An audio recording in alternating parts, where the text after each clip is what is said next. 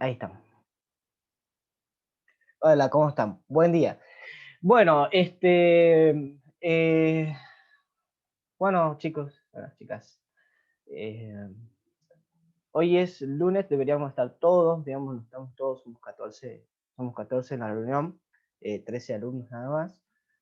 Luego al final de ahí entro nomás, 14, al final de la clase, o sea, para la tercera hora, voy a sacar una fotocaptura de la pantalla como para pasar asistencia, ¿sí?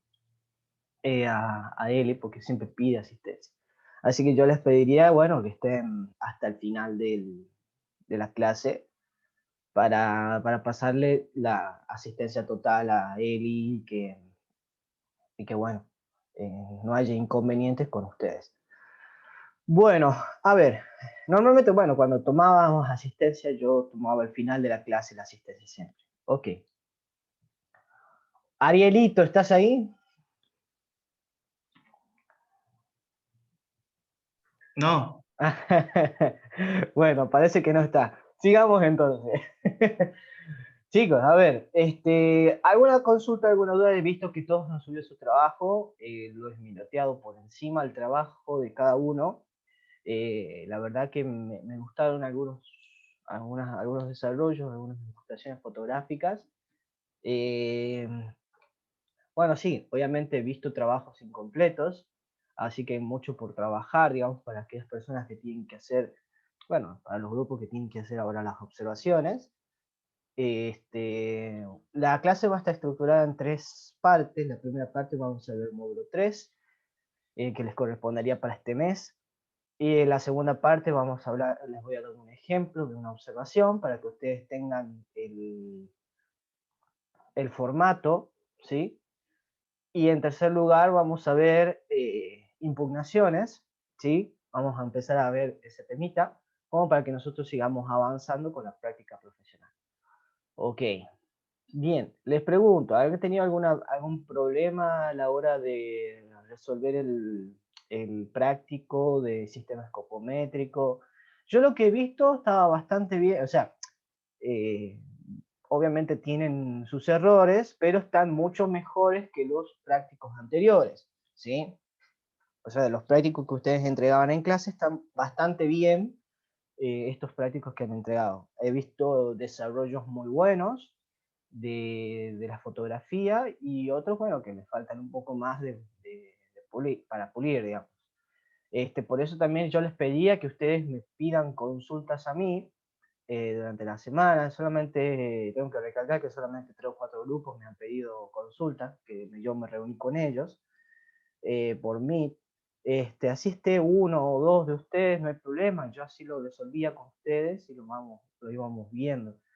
Pero bueno, la idea de este trabajo es que ustedes tengan su primer acercamiento con una pericia documentológica, con sus formatos correspondientes, y ahora cuando ustedes terminen las observaciones que tienen que entregar este viernes hasta las 12 creo que habíamos dicho, hasta las 12 del mediodía habíamos dicho, bueno, no me acuerdo. Ya después me voy a no fijar. hemos dicho horario. Ah, no hemos dicho horario. Bueno, ya voy a fijar el horario y les voy a mandar mensajes después por el grupo. Hasta Este, finalizar el día viernes. ajá, sí, todo 12 de la noche, 12 de la noche. hasta las 10, profe, 10 de la noche. Hasta las 10 de la noche. Y ya voy a ver, ya voy a ver. A las 12. Hasta las 12, Este, profe. no, no, no, no. Lo podemos dejar a votación si quiere, el que quiera hasta las 12 que mande una reacción. La ¿Hasta las democracia 12 o sábado a la mañana? la democracia en estos casos no funciona. No funciona la democracia aquí. Ok, bueno, les dejé una semana para hacer las observaciones, o sea que ya los trabajos prácticos están subidos desde el viernes. Aquí tengo un alumno más, ahí está. Así que ustedes ya deberían haber empezado, o podrían haber empezado ya a hacer las observaciones. Ok, vamos con la primera parte de esta serie de clases. Acá tengo. Profesor, Sí, señor. yo sí tengo una duda a la hora de hacer la devolución. ¿Cómo tenemos que hacer un documento? Ponemos a la pericia, al dictamen pericial, le falta tal, tal, tal, ¿o cómo sería? Ah, bueno, vos entraste después. Ya la primera parte, o sea, en esta clase vamos a ver documentología módulo 3. En la segunda parte vamos a ver formato de una observación. Y en la tercera parte vamos a ver impugnación.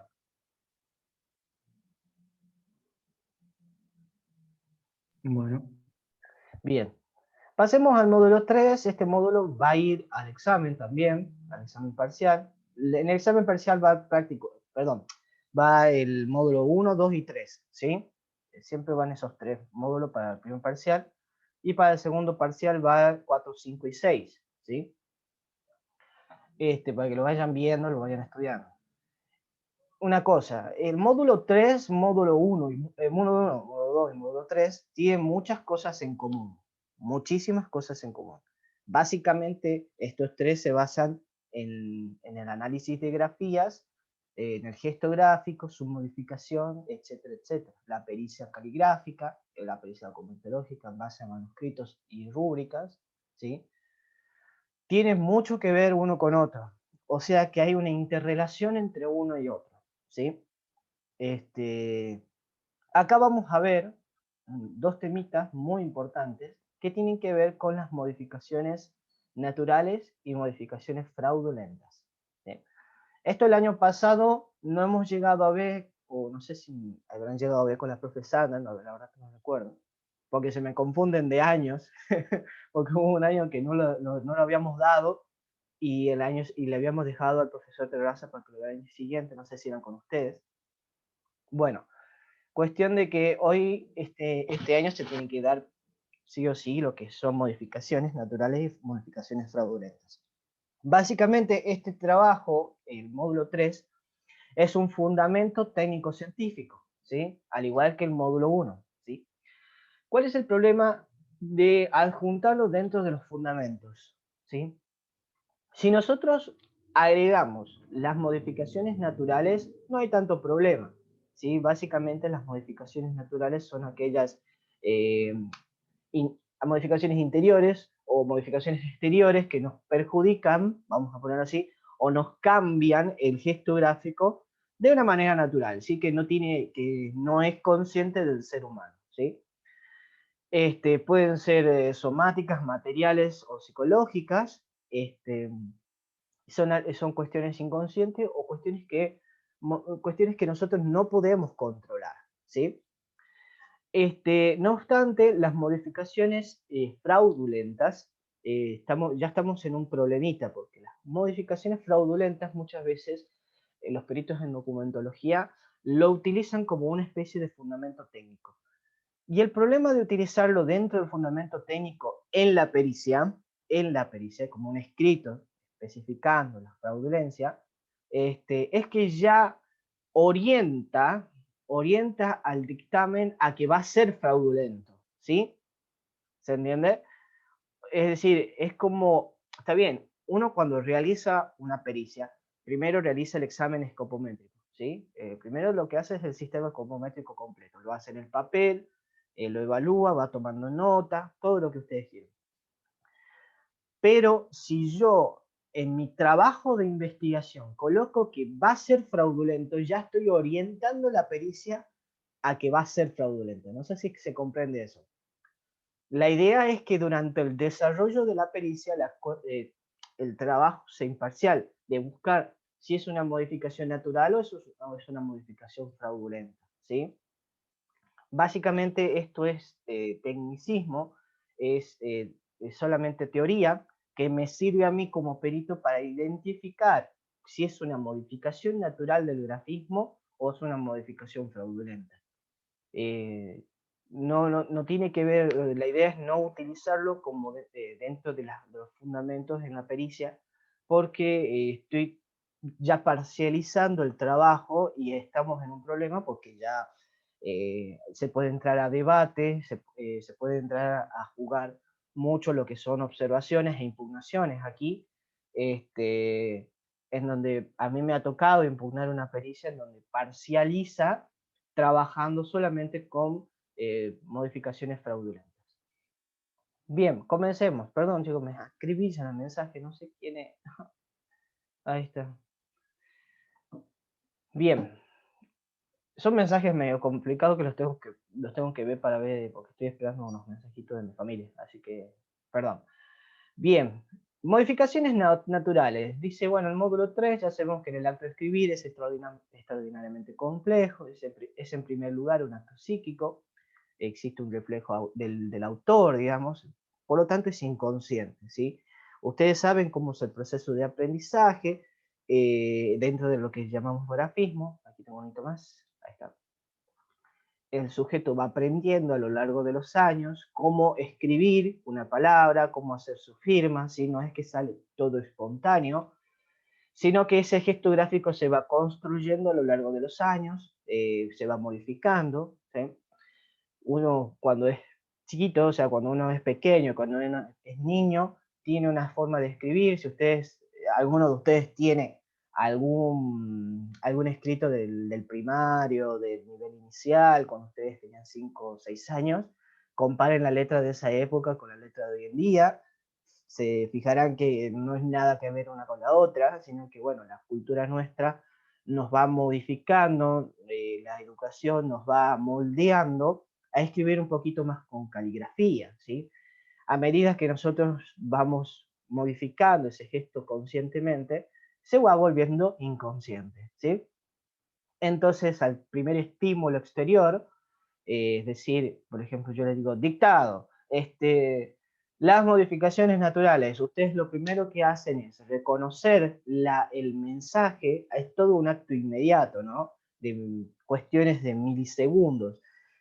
La recepción del mensaje, la concientización del mensaje, el sentido del mensaje, el cerebro lo procesa y lo transforma en gesto, ¿sí? De manera inconsciente. Entonces ustedes, le envía un mensaje al sistema nervioso por medio de la motricidad realizamos el gesto gráfico por medio de las extremidades o lo que nosotros usemos para trabajar. Es decir, hay gente que no posee sus extremidades en los brazos, y bueno, utiliza el gesto gráfico de los pies o de la boca, ¿sí?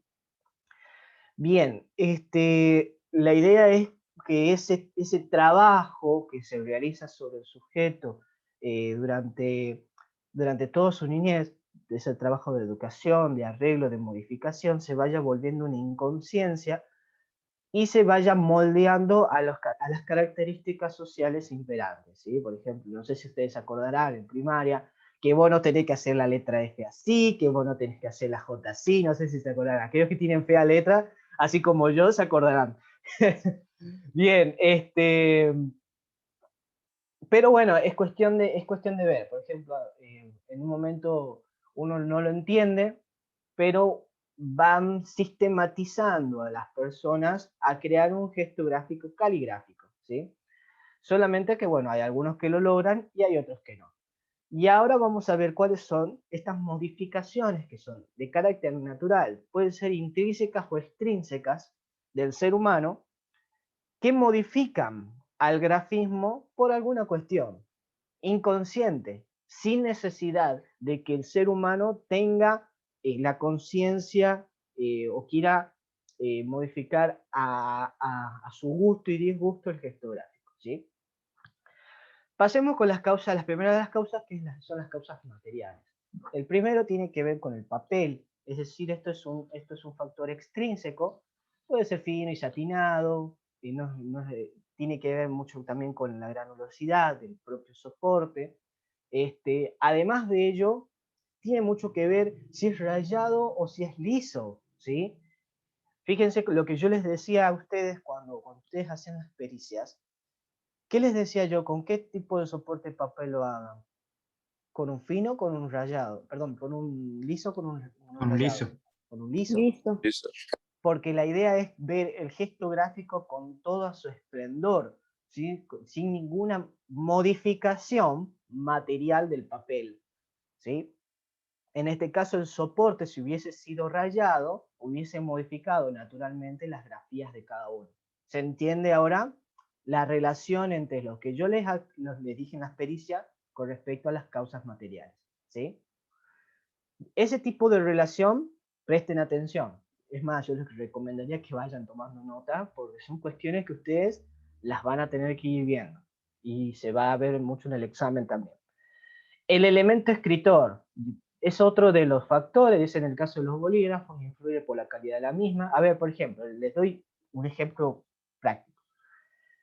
Bueno, todos estos ejemplos que ustedes ven acá en las fotografías es mi letra, ¿sí? Las hice yo. No es lo mismo hacerlo con un lápiz. Fíjense que hay veces que con el lápiz nosotros tenemos mayor agilidad que con una lapicera, ¿sí? Básicamente porque a la lapicera le hace falta un poco más de presión que el lápiz. El lápiz nosotros con pasar despacito, presionamos muy leve sobre el soporte, ya se imprime sobre el mismo. En cambio, hay veces que con el elemento escritor del bolígrafo, de la virome, nosotros pasamos despacito sobre el soporte y no pasa nada, ¿sí? Es por eso, la bolilla no rueda, entonces no libera la tinta, ¿sí? En el caso de los bolígrafos, influye por la calidad de la misma. En algunos casos, estos elementos escritores, cuando son de baja calidad, pueden producir abundante descarga de tinta en los puntos de ataque, curvaturas, torsiones y angulosidades, ¿sí? Reconocer el elemento escritor y la tinta contenida en ellos es relativamente fácil, en tanto y en cuanto se cuente con un instrumental óptico adecuado, ¿sí? La idea es aquí que ustedes diferencien el tipo de elemento escritor. Y por eso es que a veces en las pericias, si bien el sistema escopométrico no agrega ni elemento escritor ni tinta, este tipo de cosas ustedes lo pueden agregar. Es decir, pueden agregar el análisis del elemento escritor, pueden agregar el análisis de la tinta, siempre y cuando con este tipo de fundamentos. Fíjense, este es un fundamento técnico del por qué ustedes agregarían el estudio del elemento escritor, ¿sí? En el sistema escopométrico, dentro de las pericias. La tinta, bueno, lo mismo aquí. Aquí nos referimos al grado de fluidez de las tintas. Sin perjuicio de lo dicho en el punto anterior, debemos tener en cuenta que si la tinta es demasiado espesa, obliga a una mayor lentitud para dar tiempo a que se deposite en el soporte.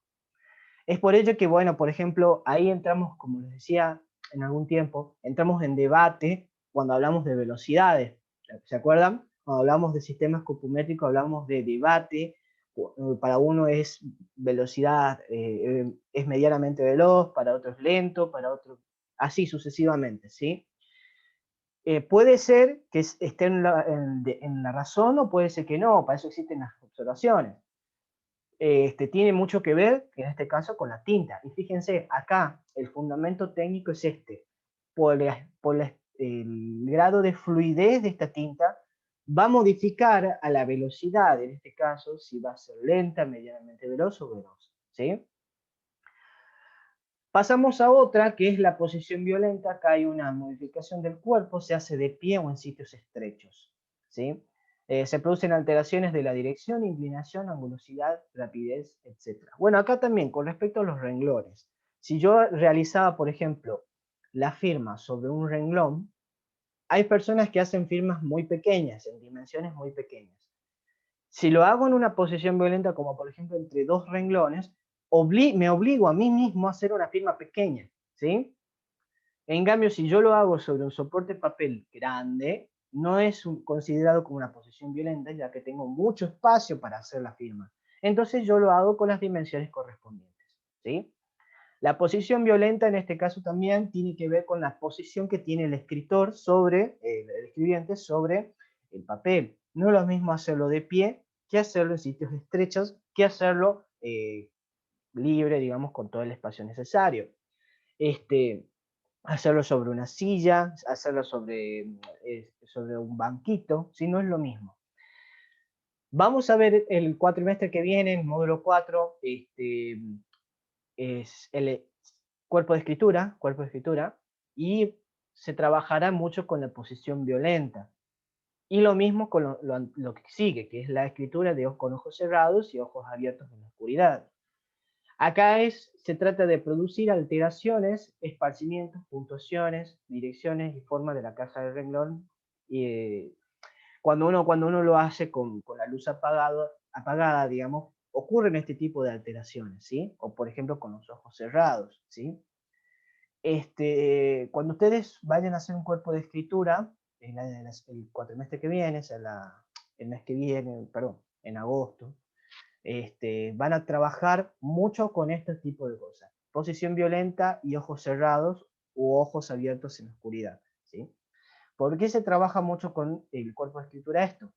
Porque la idea es determinar si el escrito ha sido hecho en verdad con una modificación natural o fue escrito con una modificación fraudulenta, ¿sí? Si este tipo de escrituras, fíjense así, con esta divergencia con respecto a los renglones, fue realizado con ojos cerrados o fue realizado fraudulentamente, ¿sí?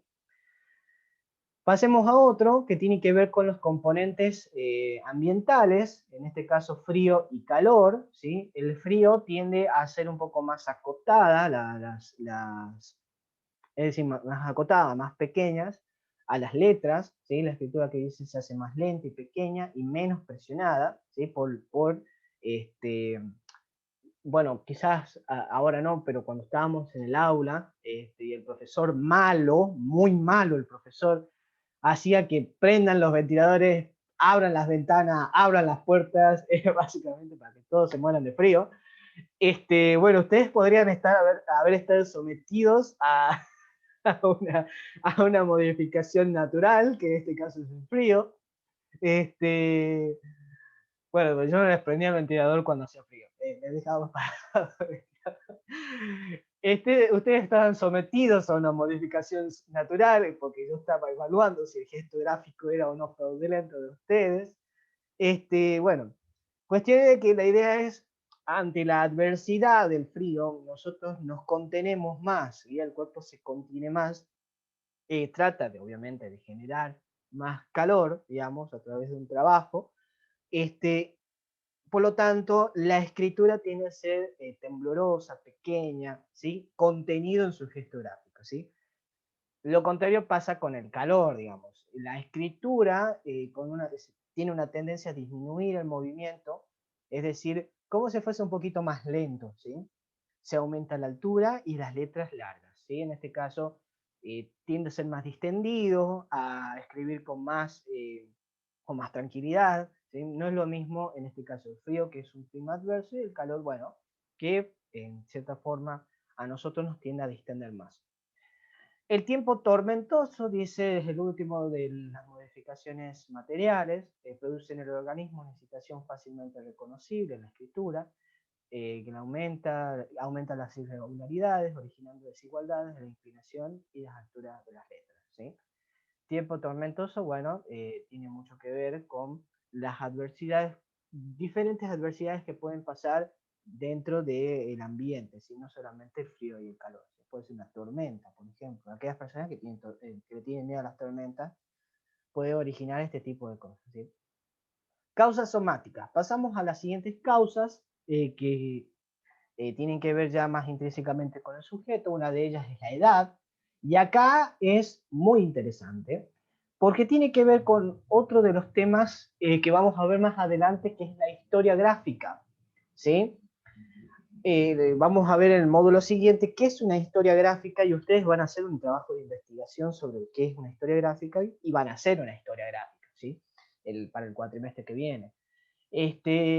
La edad es una causa, en este caso somática, muy particular, porque no es lo mismo cómo se escribe en la niñez, no es lo mismo cómo se escribe en la juventud, en la adultez y en la vejez, ¿sí?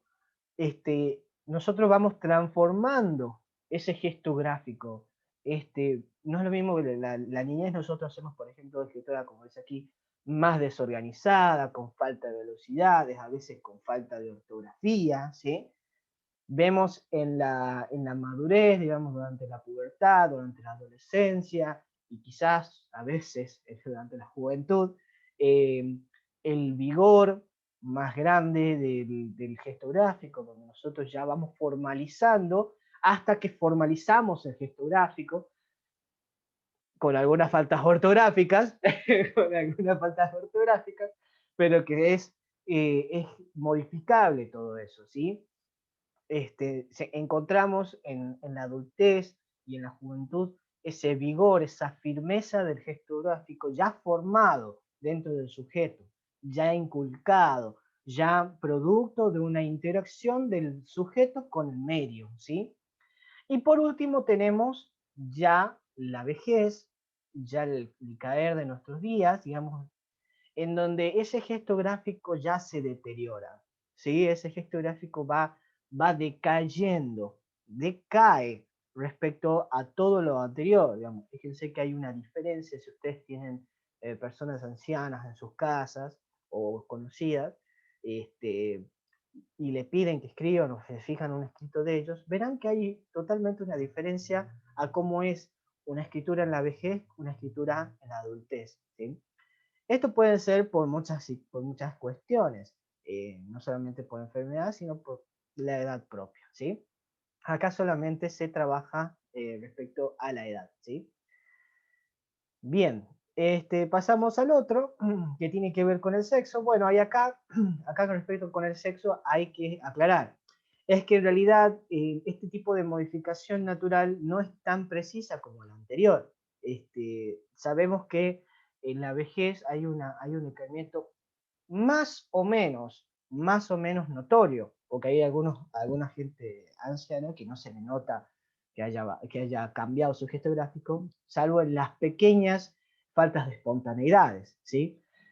No obstante, acá en el sexo tiene mucha relatividad, ¿sí? Mucha relatividad, porque no es una cuestión respecto a si las mujeres escriben de tal forma o de los hombres escriben de tal forma, sino que ustedes saben que la escritura es un acto que se enseña, ¿sí? Tiene mucho que ver con la enseñanza y el aprendizaje, cómo se le enseña al niño y posteriormente al sujeto a escribir, y cómo este niño aprende a escribir, ¿sí? Hay hombres que escriben con una caligrafía impresionante, y hay mujeres que se le nota, no puedo ni distinguir la L, más o menos, digamos. Pero lo que se hace es un promedio, más que nada, ¿sí? Se tiende a que el hombre tenga un poco más de falta de caligrafía respecto a la mujer. Es una tendencia nada más, pero obviamente esto es modificable de acuerdo a la educación propia del ser humano, ¿sí? Bien, pasamos al siguiente, que es el cansancio. En este caso, bueno, las letras tienden a ser más pesadas. Las letras hay veces que no son con tanto presionado, ¿sí? Este, Porque, a ver, la idea es que ustedes vean, ¿sí? Un día, yo sé que en estos tiempos están más cansados, pero traten de imaginarse muy cansados, digamos, y traten de escribir. Obviamente, lo primero que ustedes quieren hacer es acostarse a dormir. Pero bueno, fíjense cómo es la escritura en ese momento, al momento de hacer un escrito, cansados. Se encuentra una pesadez dentro de los propios, de la propia grafía, y lo que menos respetamos en este caso, bueno, es la base del renglón. Fíjense aquí el ejemplo gráfico, el ejemplo fotográfico, se escribe por cualquier lado, digamos. Este, este, este ejemplo lo he hecho, aproveché un día que tenía que estar desde las 6 de la mañana más o menos hasta las 6 de la tarde para poder realizar. Así que, bueno, pasamos a la enfermedad. Bueno, acá tiene que ver no solamente mucho con la vejez, sino también con el tipo de enfermedad que uno tenga. Porque, por ejemplo, hay gente que tiene Parkinson, no solamente por propio la vejez, y hay gente, bueno, que tiene problemas de enfermedad de jóvenes, y esto le afecta propiamente al grafismo. Por ejemplo, a ver, la diabetes, que provoca falta de visión en el ser humano, bueno, tiene mucho que ver con una modificación natural que es la enfermedad. Entonces, al poder ver menos, uno ve menos con la diabetes, el azúcar alta, tiende a escribir desorganizadamente, fuera del renglón, este, hay una falta de espontaneidad propia en el grafismo, ¿sí?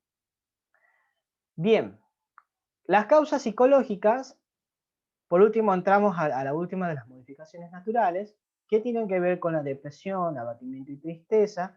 Aquí tiene que ver mucho con el desgano, tiene una pesadez también sobre la escritura tiende a ser lenta, ¿sí? Dejan su sello en el escrito por el movimiento lento, a desgano, dirección descendente, ¿sí? La alegría produce efectos contrarios anteriores. Ustedes les recomiendo, es muy chistoso lo que les voy a decir, pero les recomiendo, les recomiendo, el día que se sientan tristes, que se sientan muy alegres, escriban, acuérdense de su profesor, escriban en una hoja de papel y fíjense cómo se les va la letra. No los hice a los ejemplos gráficos porque yo ese día no me sentía ni feliz ni triste, estaba en un estado neutro, digamos. Bueno, pero básicamente esto, ¿sí? La idea es que ustedes vean la división descendente y ascendente respecto a la alegría y la depresión. Abatimiento, Profesor, tristeza. Sí, Ariel. cuando está dictando yo no estoy alegre y con la velocidad que dicta voy rápido. Bueno, pero otra cosa es. Bien, la cólera, o como le dicen acá, la enojación, en sectores de la escritura se presiona tanto el elemento escritor que hay veces que se rasga el papel, ¿sí? Se rasga el soporte. La escritura es precipitada y ascendente, aumentan los enlaces, incluso entre palabras, acompañan algunas veces el temblor, ¿sí? El temblor es más que nada por el nerviosismo, el estrés que genera estar en cólera, ¿sí? A ver, acá respecto a las causas psicológicas quiero hacer una, una aclaración. Si bien se estipula esto que es de esta forma, pero es más que nada una especie de trabajo de investigación, o sea, es un promedio, es una media, digamos. Todos estos conceptos están sacados de acuerdo a una media, perdón, respecto a una cierta cantidad de trabajos, ¿sí? O sea, supongamos que Julio, que Facundo, que Ariel, justo los tengo a los tres chiflados acá, justo a los tres. Pero también a Tania, a Fabricio, a Melina, ¿sí? Yo les hago que escriban de acuerdo a todos los tipos de modificaciones naturales, y yo voy a sacar un promedio de las características que observo en todos estos trabajos.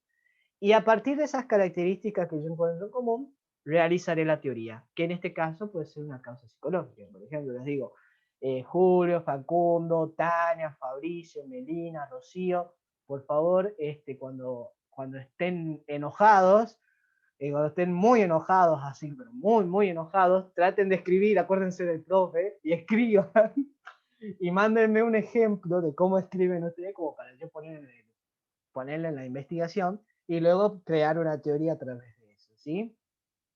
¿Se comprende, verdad?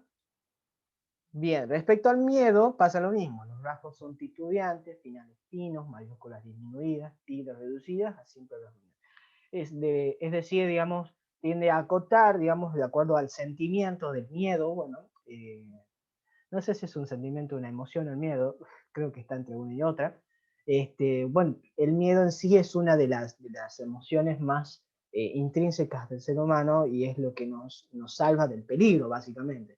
Entonces, los enlaces tienden a ser muy, muy titubeantes, temblorosos a veces incluso, ¿sí? También pasa lo mismo con respecto a la cólera, hay un grado de estrés alto, por lo tanto, también son contenidas, en este caso son contenidas los rasgos escriturales, ¿sí? Por último, el odio. El odio tiene mucho que ver con la cólera, ¿sí? Escritura muy inclinada, fuerte, presionada, arpones y finales largos, ¿sí? En este caso, arpones respecto a no solamente los trazos finales, sino los iniciales, ¿sí? Muy similar a lo dicho en la cólera, ¿sí? Ya cuando sientan mucho enojo, chicos, no les pido por favor que rompan el papel, sino que traten de acordarse de que tengan que hacer el trabajo como para que yo haga una teoría nueva, ¿sí? Bien, y acá quiero que nos detengamos un poco respecto a este punto amarillito que está aquí, porque normalmente siempre lo tomo y nunca lo leen, pero está, pero está dentro del programa. tiene que ver con la educación y ambiente, ¿sí? Lo leamos juntos. Dice, párrafo aparte merece la educación y ambiente en cuanto a su influencia en la escritura, que reflejan la profesión de su autor, ¿sí? Como ocurre, por ejemplo, con los religiosos, quienes, a fuerza de reprimir sus impulsos y encauzarlos en el buen sendero, suelen dar una escritura, un cierto carácter de impersonalidad, ¿sí? Evitando rasgos violentos y movimientos exagerados. Lo mismo ocurre con profesiones que imprimen un carácter individual, como militares, médicos, etc. Tiene que ver mucho aquí lo que tiene que respecto a la profesión, ¿sí? Y cómo el ambiente de esta profesión modifica naturalmente al gestográfico. A ver, todos conocemos, en general, ¿no? Todos conocemos la escritura del médico. Bueno, casualmente, ¿por qué? Porque esto es así, porque en la facultad ellos tienen que tomar nota tan rápidamente que hacen cualquier garabato que ellos mismos entienden, ¿sí? Ellos mismos y los que hacen la licenciatura y ese tipo de cosas, o sea, licenciatura en entendimiento de médico, que son normalmente los que atienden en las farmacias, ¿sí? Bueno, chicos, voy a cortar acá porque ya se corta, y vuélvanse a conectar en la misma reunión, así continúo por la misma, ¿sí? Por favor, nos vemos en un ratito.